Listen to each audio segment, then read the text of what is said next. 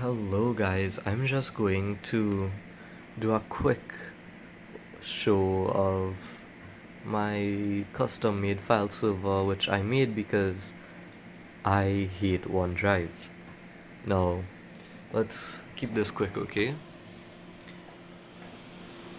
That is an Android box, which also serves as a clock, but it's connected to a hard drive as we could see. Why is it connected to a hard drive? It's because a little while ago I had an issue in school where I was using this computer. I edited an Excel file which I needed to use for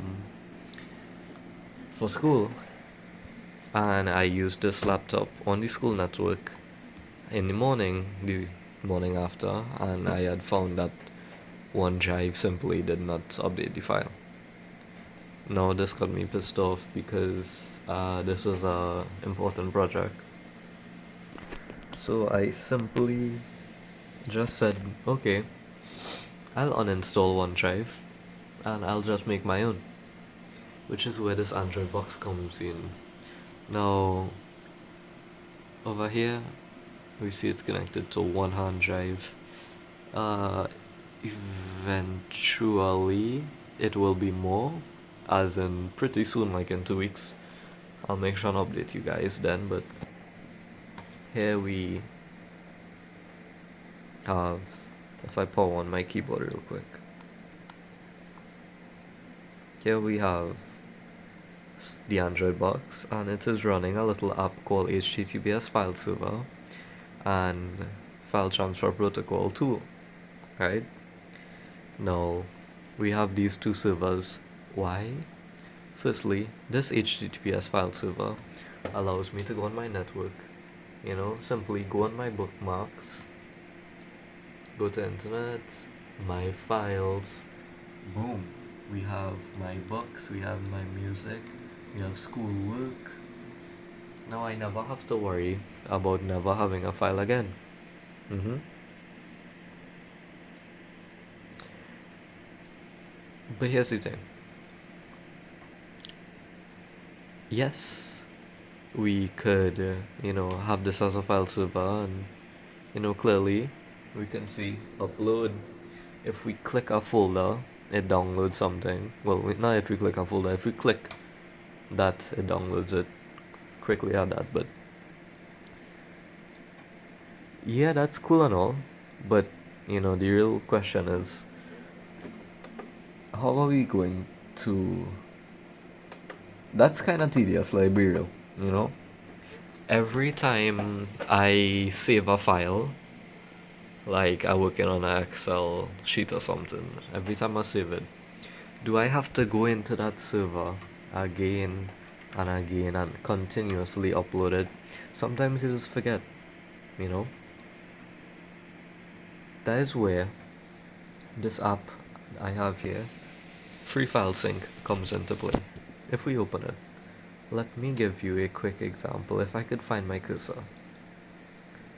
Now, this sync is not set up to a schedule as yet, but it is soon going to be. Let's say, let's say we go on our sync folder, which is, I don't want to download this all the time. Although yes, it would be nice if something is really that important.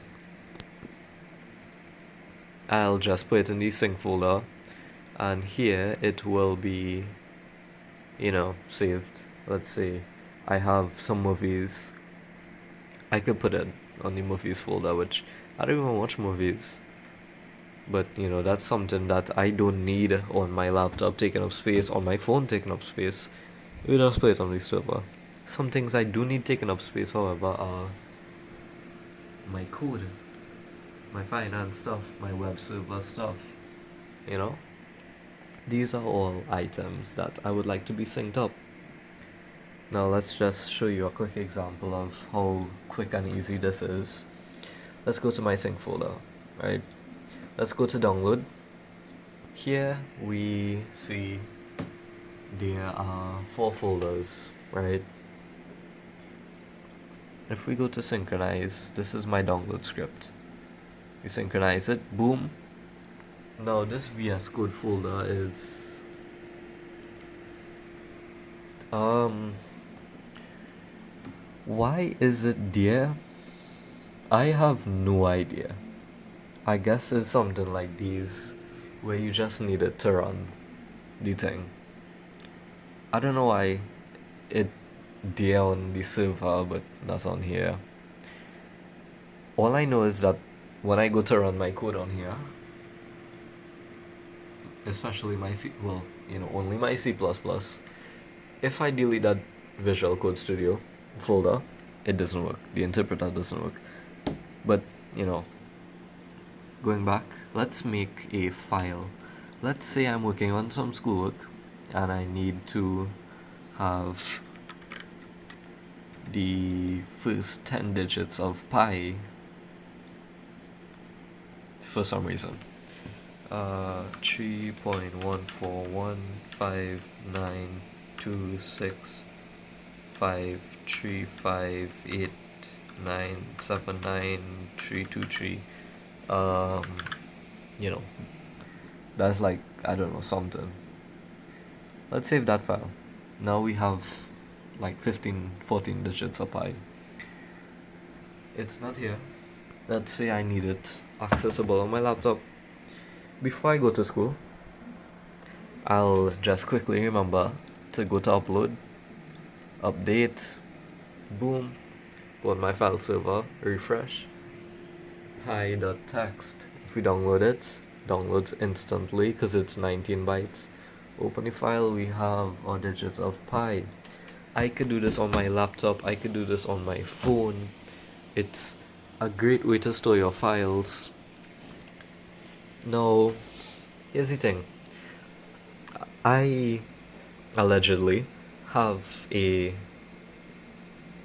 Google Pixel. I have unlimited photo storage. I have 15 gigabytes on Google Drive. I only use like 2.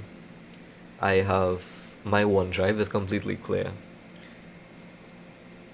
But, you know, that's the thing. Sometimes it's just nice to be able to have something where, in case of electricity going, I could unplug that hard drive, stick it into my laptop, boom, I have everything. In case I need to move houses, you know. Now, obviously you only move houses like once in your whole life. Maybe if you have apartments, maybe it's like 3, 4, 5 times for the absolute max. Yeah, it's kind of an extreme, but I just like having you on server because this is, how much is this? 500 gigabytes. 500 gigabytes. I have Black Ops 2 on here. I have Black Ops 1 on here, and I have World at War Zombies on here. Plutonium. Is that legal? Is plutonium legal? I know, and allegedly, I totally own the game, guys. But those are things where I factory reset my PCs quite a lot. I factory reset this one 2 days ago, this one 1 day ago. I put Windows 11 on both of these machines because why? I just think Windows 11 runs better than 10, which is surprising to me, but I made the switch over and I needed to get some stuff, right?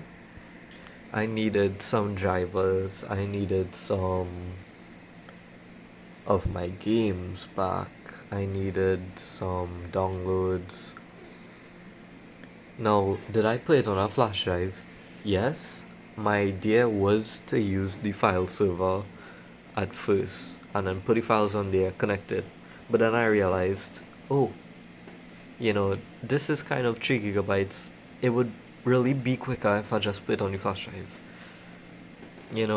I always have tomorrow or even today I could put the flash drive is in that box over there. It contains Steam installer, Visual Code Studio installer, OBS installer, Firefox installer, FX Sound, my equalizer, all the good stuff, Discord, whatever, all the things you need for a new PC, right? That would take simply too long to get from Google Drive. But a server on your own network is, much faster. I don't know how long it's going to take me to download. How long will it take me to download something like Goodbye and Good Riddance? That's 135 megabytes. That's 10 megabytes a second. It's only getting faster. Now cancel that because I don't want to download it.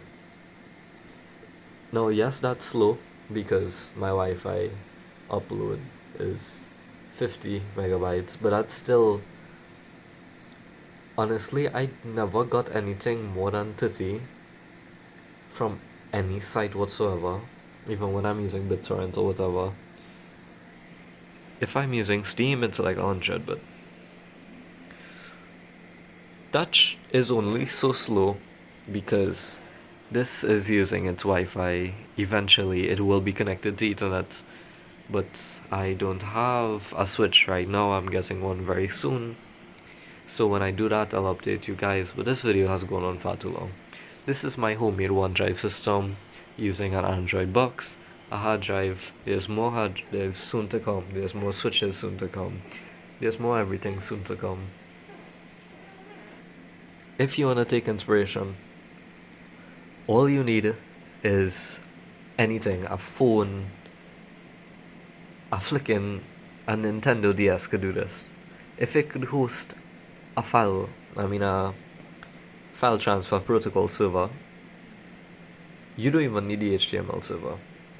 The file transfer protocol server is all you need, but the HTML does make it easier to look at. That's all you need. Free file sync, boom. Simple. And this program is relative. It's terribly easy to understand. You know? So if you're sick of OneDrive, then make the switch to free file sync. And for the little cost of this hard drive costs more than this entire machine, by the way. I sprang this from my parents because they have an Android TV now, and I get this as a Christmas present. Shout out my cousin.